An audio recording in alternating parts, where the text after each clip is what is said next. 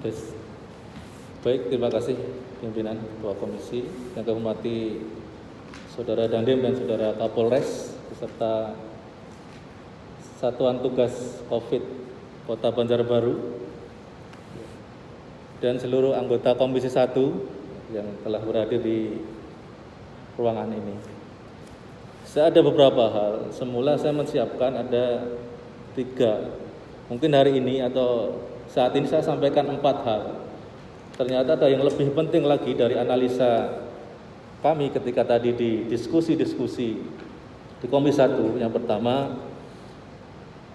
saya menginginkan betul, ya, karena kita ini wakil rakyat, ya, kesungguhan ya, dalam pelaksanaan ya, satuan tugas ini sesuai dengan surat edaran Kemendagri, paling lambat ya, pembentukan Satgas pasca gugus tugas kemarin adalah 31 September. Dan saya kira sudah terbentuk ya di Kota Banjarbaru sampai kepada tingkat kecamatan bahkan kelurahan. Karena kenapa? Ini penting, ini amanah dari surat edaran itu yang telah dibuat oleh Kemendagri.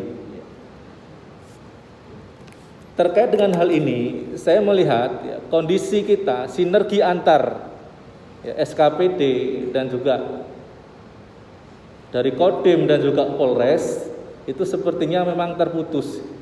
Seakan-akan pasca ya, wafatnya almarhum ya, itu kita sudah tidak ada lagi yang mengkomandoi ya, terkait dengan mengiramakan dari gugus tugas atau satgas saat ini ya.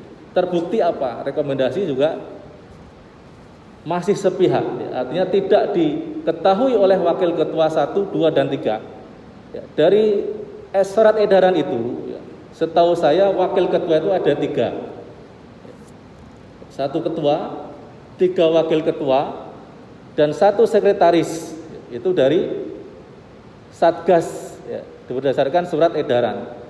Nah sampai saat ini saya memang belum pernah menerima atau mengetahui susunan ya, struktur Satgas COVID-19 Kota Banjarbaru itu.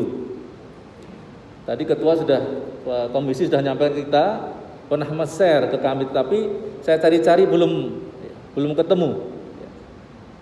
Ini penting ketua, nanti kita perlu ya stressing lagi. Harapan saya tadi itu harus dari unsur ya pemerintah daerah SKPD itu ada di depan sana. Kalau wali kota sudah nggak ada, wakil wali kota. Kalau tidak ada, sekda. Kalau tidak ada lagi, asisten dan seterusnya harus ada di situ. Supaya ya, ketika kita membicarakan ini itu ada sebuah keputusan. Kayak tadi apakah kita bisa menjamin? Ketika Pak Dandim tadi menyampaikan hal itu sampai menurut saya juga galak begitu. Ya sempat deg-degan juga tadi kalau marah-marah. Ya, tetapi diakhirkan dengan sebuah ketawa berarti ini keseriusan, ketegasan yang untuk kebaikan kita bersama. Ya, jadi pimpinan saya minta nanti betul-betul ada rekomendasi. Kita pasca rapat ini ya ada follow up. Bahkan kita evaluasi dan kita adakan rapat-rapat juga bersama dengan satuan tugas. Karena benar sudah lama ya kita tidak pernah rapat dengar pendapat seperti ini. Dulu saya pernah mewakili juga untuk hadir ya, di rapat-rapat gugus tugas waktu itu. Tapi setelah itu nggak ada lagi. Terus yang kedua, saya bertanya ya, tentang pemetaan pada warna status di zona ya. Di zona daerah kita. Terus terang saya kadang berdebat dengan ketua komisi ya, terkait dengan status Kota Banjarbaru. Merah, kuning, hijau, oranye dan seterusnya itu ya.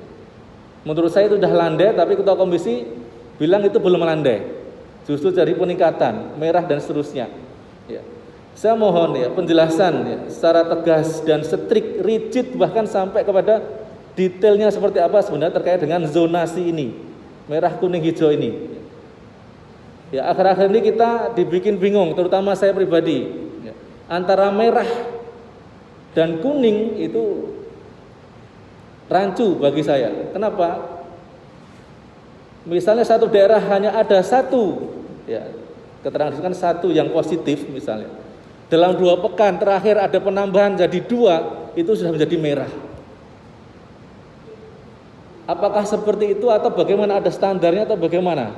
Ini juga harus disampaikan kepada masyarakat, ya. Sehingga perkembangan ya, COVID di Kota Banjarbaru betul-betul bisa ditekan sebagaimana amanah dari Satgas Nasional, ya. Ditekan ya, angka positif dan seterusnya tadi. Ini harus betul-betul diperhatikan.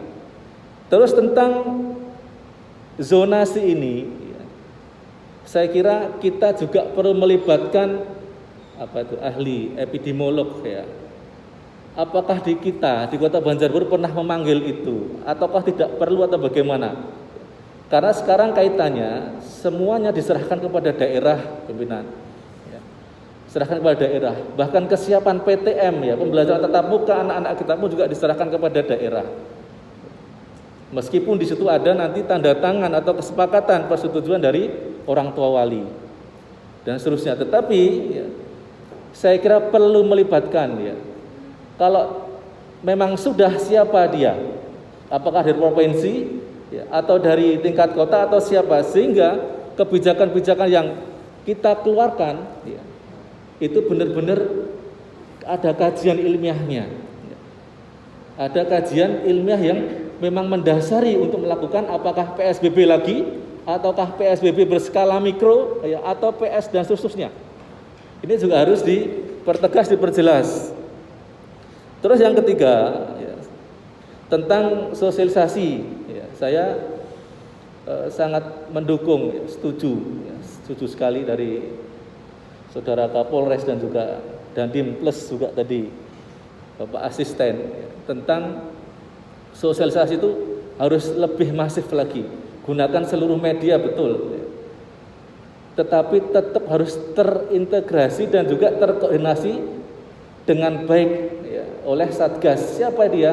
Ketua Satgas kita. Sehingga ketika Ketua Satgas betul-betul menyampaikan keputusan atau kebijakan itu, kita laksanakan semuanya. Tetapi kalau Ketua Satgasnya nggak ada, ya sulit bagi kita untuk melaksanakan hal itu. Terus yang terakhir, ini kaitannya dengan di berita sehari kemarin ya, bahwa Kalimantan Selatan itu menjadi 10 besar lagi. Berita kemarin, saya hari ini belum update. 10 besar dengan peningkatan yang cukup lumayan. Banjarbaru ada penambahan tadi 38 ya, kasus. Ya, mudah-mudahan ya,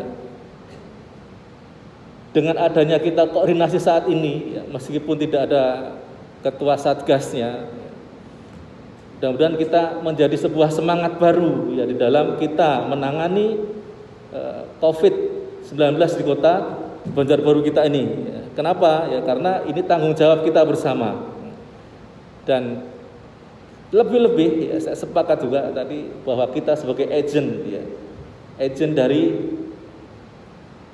duta-duta sosialisasi COVID, ya, terutama di kota kita, yaitu di kota Banjarbaru. Yang terakhir banget, ya, saya minta informasi juga tentang apakah Satgas COVID ini ada rapat-rapat secara berkala, ya, atau tidak.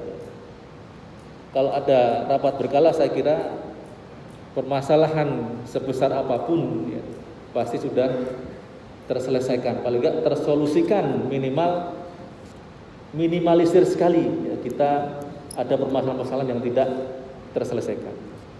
Saya kira sementara itu pimpinan untuk sebagai awalan dan pemanasan bagi kawan-kawan semua dan juga kita semuanya untuk benar-benar ya, serius ya, bersama ya, kita untuk melawan ya, COVID-19 ini. Terima kasih. Assalamualaikum warahmatullahi wabarakatuh.